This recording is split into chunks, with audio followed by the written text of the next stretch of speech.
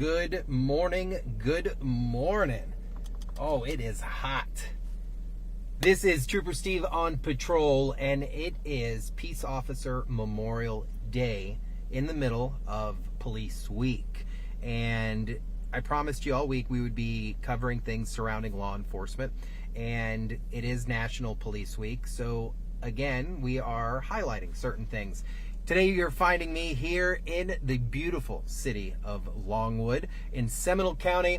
Longwood, kind of a medium-sized police department, recently had a newly appointed deputy chief. Now that deputy chief, Chief Aprile, is going to be joining us today inside of Results One. Super excited to welcome Mike into the truck with us today, and it's a gorgeous day outside, so Mike's going to jump in today. I'm sure probably not used to being a passenger, so we'll see how it goes. How you doing, sir? Good to see you, man. You too. All right, quick rundown of how all this stuff goes. So however it appears on TV is on the iPad, and then all the cameras are there. There's a camera there. There's cameras there. You'll forget about it, hopefully, within the next 100%. Next few minutes or so.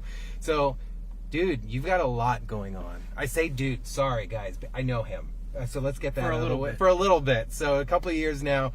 So you've gone through a lot of amazing blessings within the past few years. And I would say it's a blessing to even to know you. First, let's take a drive and we'll talk a little bit. You're wearing a Longwood police uniform. Yes. However, your career started many years ago. You say many like Well, I'm such an old guy now. Well, I don't want to say you're an old guy, but you've got some really awesome experience under your belt. Obviously, you're in law enforcement. When did you join law enforcement? 1996. 1996. So, Mike, where, when, how did it all happen? Talk to me. So it started off in Queens College in New York City. Okay. I got sworn in as an officer July of 96, and I did 24 years up in the New York City Police Department, eventually retiring as a detective sergeant. I worked for the chief of department, and it was quite a ride. High pace. High pace, quite a ride. Dealt with a lot of violent crime initiatives and a lot of big investigations. Right. Some of my mentors are some of the foremost names in law enforcement. So Bob Boyce, he has a show. I'm not going to plug his show, but he knows Right. he's out there listening. He's chief of detectives, chief of the department. Terry Monahan. I know that name. Yeah, I even know that name. The chief of Salem, Massachusetts right now. Salem PD was my supervisor when I was in the detective squad, Luke Miller. That guy had a lot of influence in my career. And you just learn from crime fighters and community organizations and how everything works together. We're all part of the same team. So going from 1996 to now, policing's changed dramatically, right? You said it. And being part of NYPD, you're talking one of the largest law enforcement agencies in the world. You're what would be considered premier. So new technology always coming through. You guys are a T&E, test and evaluating agency. So anything new, you guys are always putting stuff up. How was that starting in 96 and going through 20 years with the New York NYPD? When you say starting in, the forefront of technology, we were in the dark ages for a long time. Okay. When Bill Bratton took over for the second time, we really came into our own as far as technology and became an innovator in facial recognition, in real-time crime center work, and we did a lot with that. So from 96 to about 2014, we were making some advancements up there from a lower level perspective. And then once we got into the real-time crime and facial recognition stuff and technology, Changed everything. Crime fighting changed. I'm sure you saw a shift in policing in New York. Very much so. What was the crime element shift like? I'm sure it was a shock to their system as well, right? Yeah, I came in right after CompStat was instilled. Okay. And that, focused people on reactive or precision policing is what the term is now. But you're trying to get to your hot spots, make sure that people feel safe in those high crime areas. Yeah, that's great. That's an amazing experience to have, like here in a town of Longwood. Mm-hmm. So you did 20 plus years with NYPD. Then you decided, okay, I'm going to retire and I'm going to move down to the Sunshine State. I don't know if I decided to retire or my wife made me retire. All right. No, we you guys made the choice. we made a family choice to retire. Hey, let's come on down to Florida. There was a plan to come down here. Okay. And after about 8 months, I mean, we had a plan to get back into it, but you go from being high paced, 24 years of high pace, to sitting around the house waiting during COVID. Wow. And we had a family discussion, and it was time for me to go back to work. You just decided, hardwired for people and work. all right, and not just any work, I'm going to go back into policing again. Yes, there was never a doubt that I was going to wind up back. So you didn't want to do anything else? Is there any other passion that Mike has, like outside of being a cop? Is there any hobbies that you enjoy? Too slow and too short for football. Okay. And not good enough to drive a NASCAR. So okay. So you just watch them for fun kind of thing? Yes. Okay. So talk to me. How'd that part happen to where you're like, I'm going to find a department to meet my needs? So started reaching. I had family members across the country that were parts of sheriff's offices. Okay. Taking the car home and having all the toys in the car kind of appealed to me. So because NYPD, you don't have that. So we have a program down here called the equivalency of training. So they honor your training as long as you go through about 2 weeks of training. Okay. Here, and it makes you pass the state test, and you become eligible to be hired by a law enforcement agency. You go through the same backgrounds, processes, and physical training that everybody else does, and then find places that you may fit your personality or where you want to work. So I wound up at the Seminole County Sheriff's Office, probably a little less than a year after I retired. So a little break. A little break in time, but you picked a very premier law enforcement agency. Yes. Full service. Great. I always say Seminole County Sheriff's Office has a touch of class to it. It does.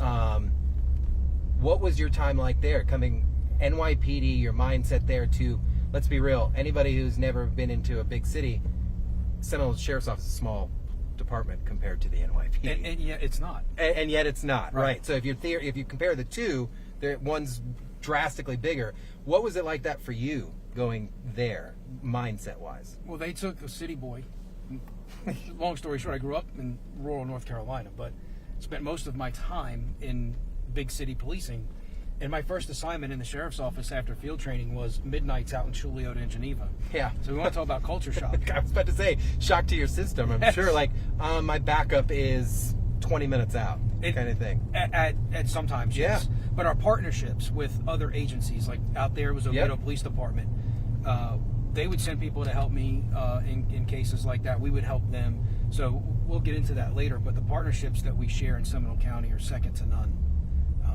It's fostered from the heads of the agencies, from Sheriff Lehman down to the heads of the agencies, and even further down. So when you got there, what was that like going to the road? And then when I met you, you were part of a community unit. It was a crime prevention unit. I think they've shifted to the community engagement. And, okay. When I was there, I was trying to, that word engagement denotes a relationship. Right. More of policing. Policing thinks we're doing something to the people. When you say engagement, it feels like we're doing it together. Right. We're involved in a relationship. Wow. That's a great way to put it. You need to put that on a bumper sticker. Well, Longwood Police Department is we're engaged. We're building relationships. We are, and we have some initiatives that we do and that we're working on putting out very soon. That is going to highlight our engagement with the community. So your motivation obviously didn't stop at Seminole. You're probably eager to do more. Yes. And an opportunity presented itself. Right. I was taking a leadership class and met our lieutenant here, Adam Bryant. And part of the shift in law enforcement is hiring talent from outside. Right. That's one of the things that we look for sometimes. So a few months later, Longwood Police Department posted a position for lieutenant. Applied. I had met all the qualifications, and I applied, and I got hired. Chief Aprile hired me in that position, and part of me thinks it's about relationship building, right? I built relationships. There were seeds planted already there. One would think, and if anybody could be a testament to treating people good and having good relationships, and even if you disagree, it's constructive. Right. And I think part of that is what got me to where I am today.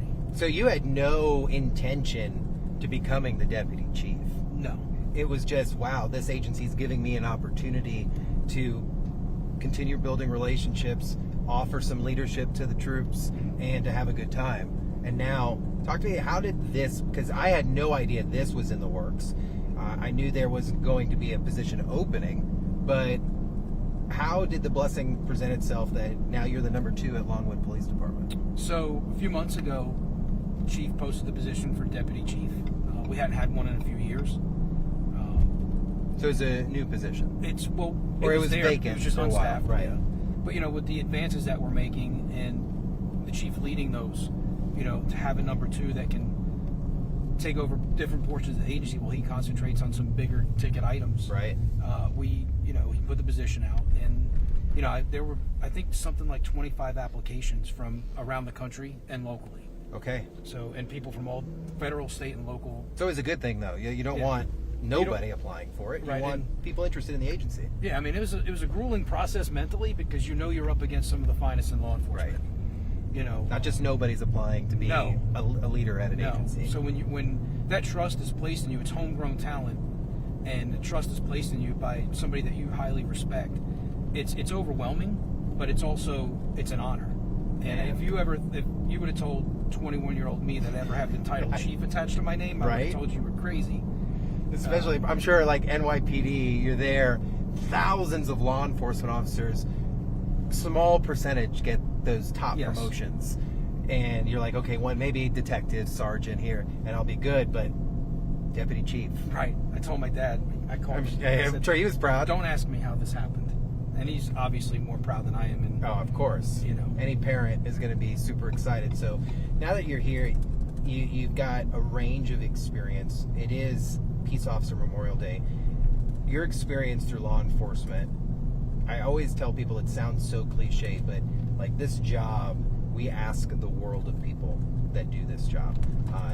We cut them no slack, yet we criticize them through and through. Talk to me about what this job has meant to you over the years. It's so much bigger, and I know it sounds like we're preaching sometimes, but you have chosen twice to continue your career when you could be sitting at home retired with a fishing rod sitting by a lake, and yet you're still doing it. Talk to me a little bit about that. I don't know that there's any other job I would want to do, any other career I would want to do. There's a saying that says, the master in the art of living, you never know if he's, playing or working. Right. And that's kind of how I live my life. This is as much as a hobby for me and a passion as it is as a way to make a living. I don't know that there's anything else I would want to do. And when you talk about Police Week, there are so many thousands of us that can't do it anymore. They lost their lives in the line of duty. And let's not forget the unknown of those who just couldn't handle the stress of it, or things got, so bad. And we have to honor them too, because we don't understand the impact of mental illness or stress on law enforcement or first responders in general. So we talk about Police Week, and we talk about honoring all those that have lost their lives. We talk about people that have lost everything, families that have lost things because of this job, from external sources to internal demons. Man, I'm so glad that we do have at least something that's dedicated to the men and women that go out there every day, because it is a thankless job. Mm-hmm. I do think there are times, ups and downs in society when, hey, cops are the bad guys and let's beat them up, and then cops are the good guys and let's praise them all the time. Right. I just think sometimes we need to take a conscious effort, like a true conscious effort, to realize that because I went to work and got home safely today, there was probably a law enforcement officer, either directly or indirectly, that allowed that to happen. And you'll never know. And you'll never know it. I made a joke one day up in New York, where it was a mistake. It wasn't critical. It was an administrative mistake. But you think about this: professional baseball players go to the plate and will make $250 million a year if they get it right 30% of the time. Right? We can cost somebody our life or our own life if we get it wrong 0.1% of the time. So if you can't put a value on the work that we do in law enforcement. So, wow. And a public trust is something that once it is eroded, it's so hard to get it back. You can build for 20 years to build a trust. One mistake can wipe that out, and take another 30 years to build it back. It's unfortunate. It is unfortunate, but it shows the seriousness of the job that's being conducted. Now, talking about the job that's being conducted, now that you're number 2 here, Longwood, let's preach about Longwood a little bit. Let's do it. You guys have really upped the ante over the past, I would say, 2-3 years in recruitment efforts and making Longwood rather appealing. Fill me in on what's happening out here. So, well, we've put an emphasis on hiring a mix of newer recruits that we can groom, Okay. and experience. Explain that. What do you mean by that? So we take people that have never done this job, Okay. and we teach them like any other academy would. Being in a smaller agency, we can concentrate on those a little bit more. Okay. You know, That give makes them sense. Okay. Little extra TLC. This is where you're going wrong. This is what you're doing right. We're not in a numbers game. Right. We can concentrate on the person. So you guys aren't hurting that bad to where you just need bodies. You here in Longwood, you want quality candidates. We want people. Got it. We care about Real people. Real people with real attributes. And to that end, we also look for people with considerable experience. So when you talk about, I had 24 years experience. We just promoted a lieutenant who has 27 years of experience from New Jersey. We have... Wow. Yeah, we hire... So you are looking for a diverse law enforcement background. Yes. Diversity in all aspects, from law enforcement backgrounds to, generational backgrounds, and Makes for good policing. it does. Your community. You have to be able to work with your community. So we look for everything, the whole person. How big are you guys? And We are staff? 45 sworn. Okay. If we're maxed out. Okay. And we have 5 civilian personnel. It's a little bigger than what I would have thought, honestly. I love having these conversations in the truck because I think people learn a little bit about how many people are actually policing their town. Sometimes they're shocked by the size, sometimes they're not.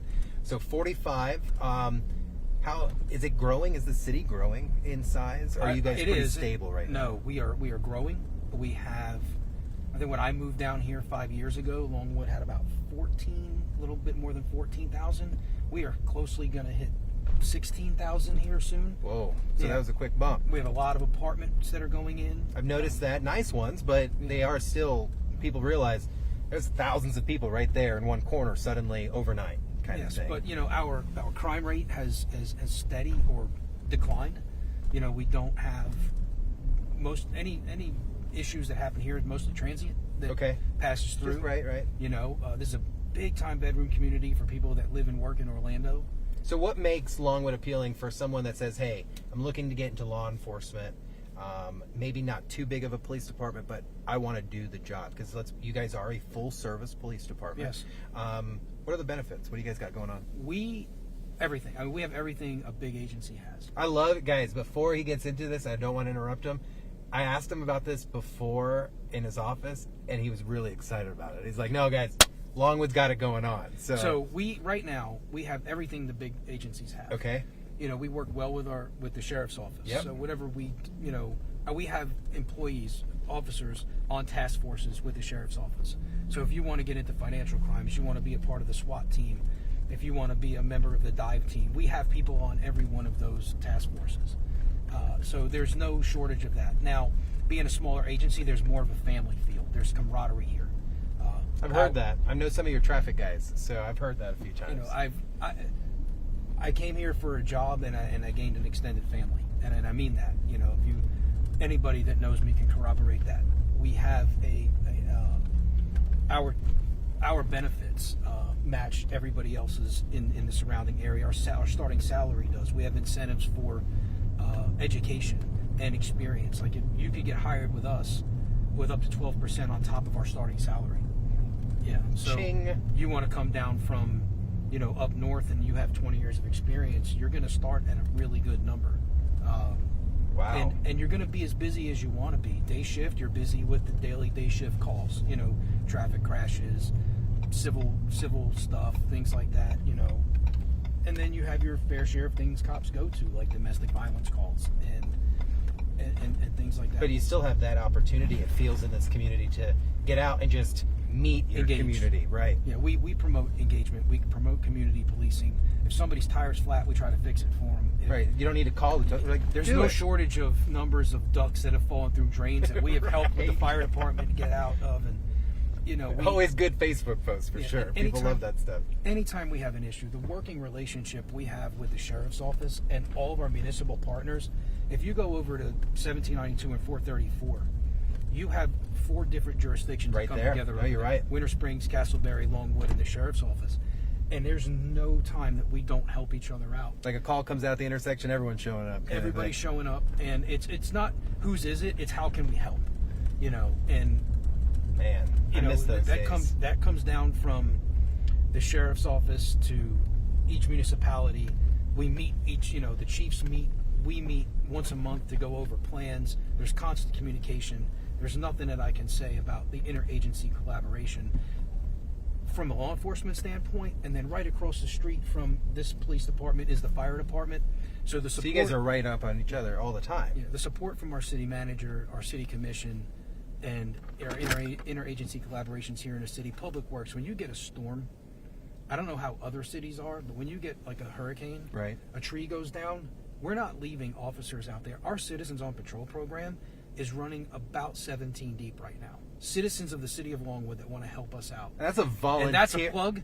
Get involved with right. that. That's a volunteer program. You got people coming out to just want to do the it. amount of tax dollars and money they save the city in manpower when we have events over here at Ryder Park, right, and they help us cross the pedestrians safely. After a storm, they come out and help.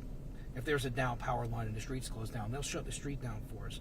And when you think about a smaller agency, how valuable that is, that's taking a fully sworn functioning police officer to where they could do yes. so much more somewhere else, but yet still someone who wants to do it and help the community can come out and do that. Right. And we want to get back to incentives in the agency.